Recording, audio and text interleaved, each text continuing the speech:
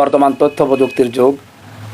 আমরা এই তথ্য প্রযুক্তিকে ব্যবহার করার মাধ্যমে দ্বীনের দাওয়াত এবং সত্য বিধানগুলো মানুষের মাঝে ছড়িয়ে দেওয়ার একটা প্রয়াস চালাচ্ছিলাম।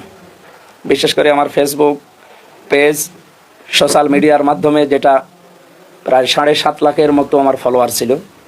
আমি 6.5 লাখের মতো আমার ফলোয়ার ছিল।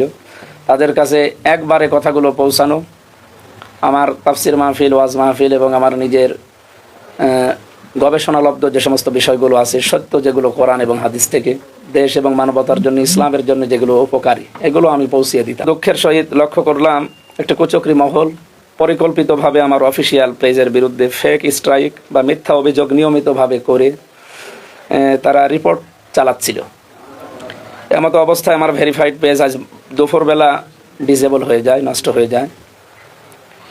প্রাথমিকভাবে ধারণা করছে এটি একটি পরিকল্পিত সাইবার হামলা।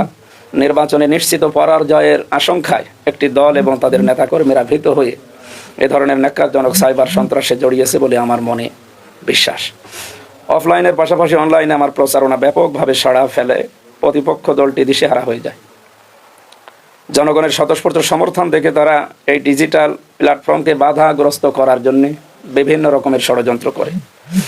এই ব্যর্থতা ঢাকতেই তারা সাইবার হামলার পথ বেছে নেয়। আমি স্পষ্ট করে বলতে চাই, এই সমস্ত সাইবার সন্ত্রাস ও গণতান্ত্রিক অধিকার হরণের প্রচেষ্টা আমাদের কাউকে দমাতে পারবে না।